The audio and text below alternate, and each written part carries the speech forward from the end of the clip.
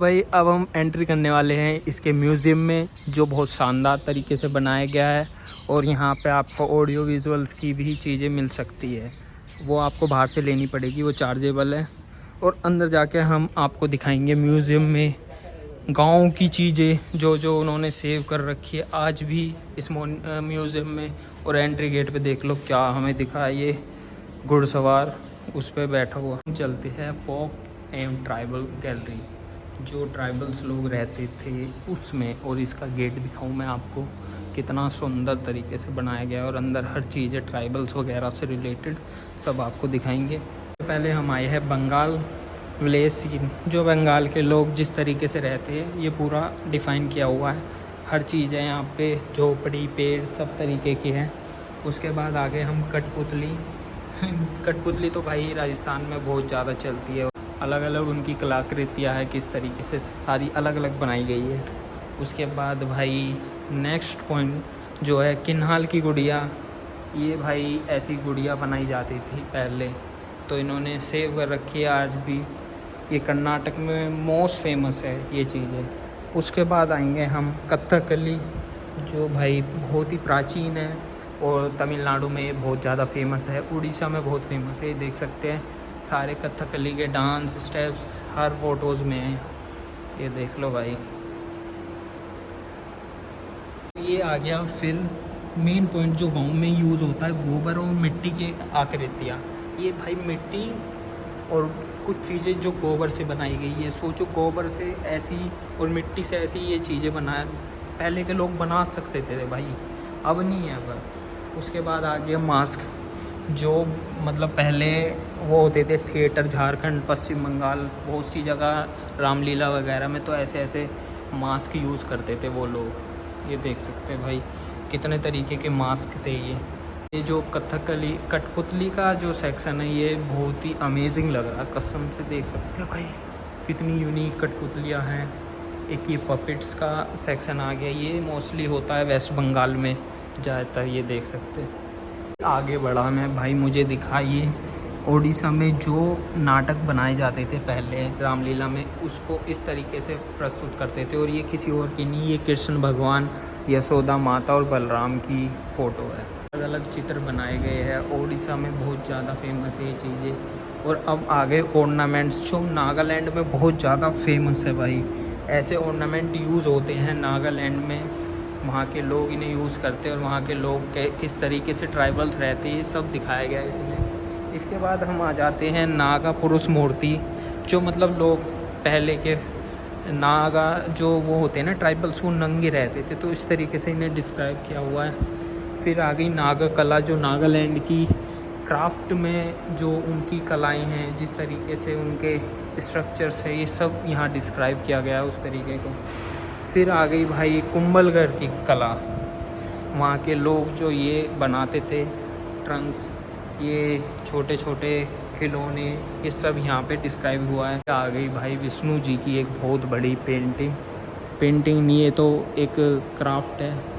ये शायद है कालिया दमन का, जो कालिया का उन्होंने सर्वनाश करा। सन आता है गाइस, जो हमारे देश पे राज करा था मुग़लों ने, तो वो पूरा इस सेक्शन में डिस्क्राइब किया गया है, ये देख सकते हैं। और ये है क्ले, ये मिट्टी से बनाया गया है। सरगुजा जो छत्तीसगढ़ में ना एक क्ले है, ये छत्तीसगढ़ में बहुत ज़्यादा फेमस है। इसे मिट्टी से बनाया जाता था और ये पूरी एक दीवार की तरह बनाते थे। जैसे ये देख सकते, एक ये नीचे लैंड एरिया है, फिर ये दीवार हो गई लकड़ी उसकी मिट्टी की, और फिर ऊपर बना दिया इन्होंने।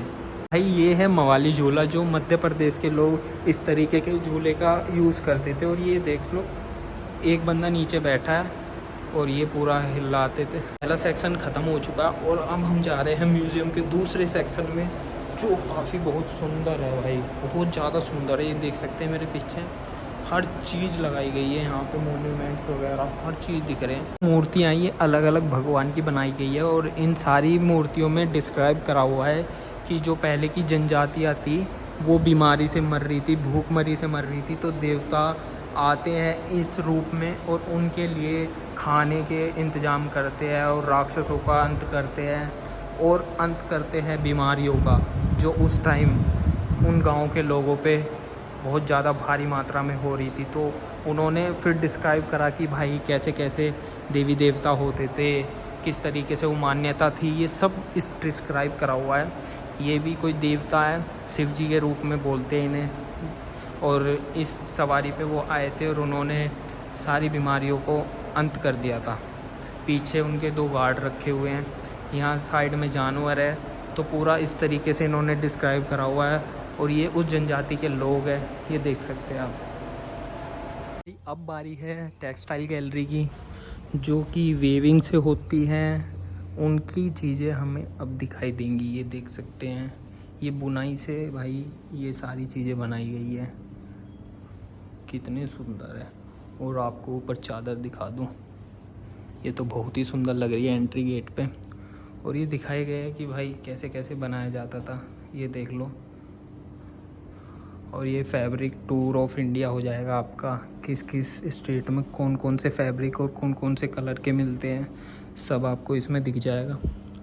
उसके बाद अंदर जाएंगे तो पुरोहित राजा, हड़प्पा सभ्यता का इसमें डिस्क्राइब करा हुआ है। और अब थोड़ा और अंदर जाएंगे हम। इससे पहले एक चीज़ और दिखा दूँ आपको, जो पहले होती थी वेविंग इस तरीके से होती थी, ये धागे ऐसे निकालते थे, और ये पूरा स्ट्रक्चर यहाँ इन्होंने रख दिया है। तो अंदर आते ही हमें नेचुरल डाई के बारे में पता चलेगा। ये सारे पेड़ पौधों से बनाई गई होती है भाई डाई। इनका मेन यूज़ होता है, जैसे कलरफुल आपको कपड़ा बनाना होता है ना, तो वो डाई के थ्रू होता है। पेड़ पौधों की लकड़ियों से, उनके छिलकों से डाई बनती है। इसके बाद सेक्शन आता है भाई खादी का, जो बहुत फेमस है, और फेमस इसलिए क्योंकि गांधी जी ने यूज़ करी है खुद। तो खादी जो बनाई जाती थी वो मोटे सूती के कपड़ों से बनाई जाती थी, ये पूरा इसमें लिखा हुआ है। और ये इकाट होती है, ये जैसे इस मशीन के थ्रू आपको मैंने स्टार्टिंग में दिखाई थी, ये उस तरीके से कलरफुल कपड़े बनाए जाते थे। फिर आ गया तेलंगाना इकाट, कि ये तेलंगाना के कपड़े हैं जिस तरीके से मशीनों के थ्रू बनाए जाते थे। उसके बाद आ गया भाई ये पटोल साड़ी। ये साड़ी बहुत फेमस होती थी गुजरात में, ये बहुत ही यूनिक तरीके से बनाई जाती थी, इसका कपड़ा बहुत सॉफ्ट होता है। उसके बाद हम आ जाएंगे इस धोती लाइक कपड़े में, बहुत ही सुंदर लग रहा। उसके बाद हमें दिखाई देगी ये साड़ी, जो ओडिशा की 20वीं सेंचुरी में पहनी जाती थी वहाँ की महिलाओं के द्वारा, और ये जो है ना भाई बहुत ही सुंदर लग रही है। इसके बाद ये पूरा इसको लिखा हुआ है टच नहीं करना है, और ये पूरा स्ट्रक्चर है, ये पूरा स्ट्रक्चर इन्होंने मेन हॉल में रखा हुआ है, जिससे धागे किस तरीके से बुनाई होती थी, एक धागे बनते थे, उसके बाद पूरा कपड़ा सिला जाता था। तो ये पूरा स्ट्रक्चर बनाया हुआ है यहाँ पे, और सेम ऐसी मशीनें ही यूज़ होती है। तो ये अलग अलग स्टेट के कपड़े हैं जहाँ बुनाई होती थी और किस तरीके से होती थी, ये सब दिखाया गया है। ये मुस्लिम कपड़ा भाई बहुत ही सॉफ्ट कपड़ा होता है ये पहनने में, और ये सारे साड़ी वगैरह इन्होंने पुरानी जैसे वीविंग के थ्रू बनाई जाती थी, ये सब यहाँ पे लगाया हुआ है। और अब इस सेक्शन में जाने वाले हम नए सेक्शन में जाते देखते क्या होता है।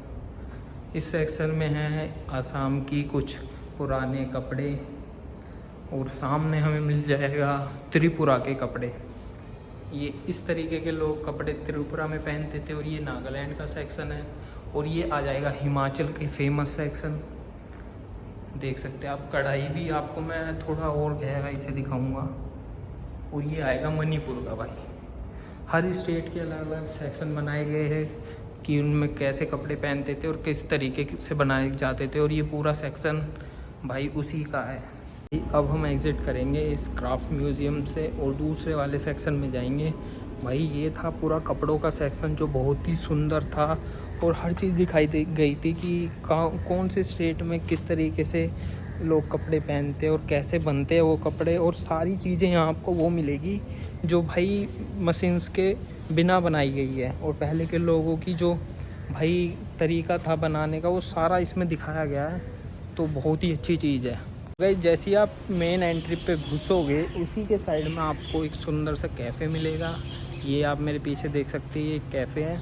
यहाँ पे आप बैठ के अगर थक जाओ गर्मी में तो कुछ खा सकते हो।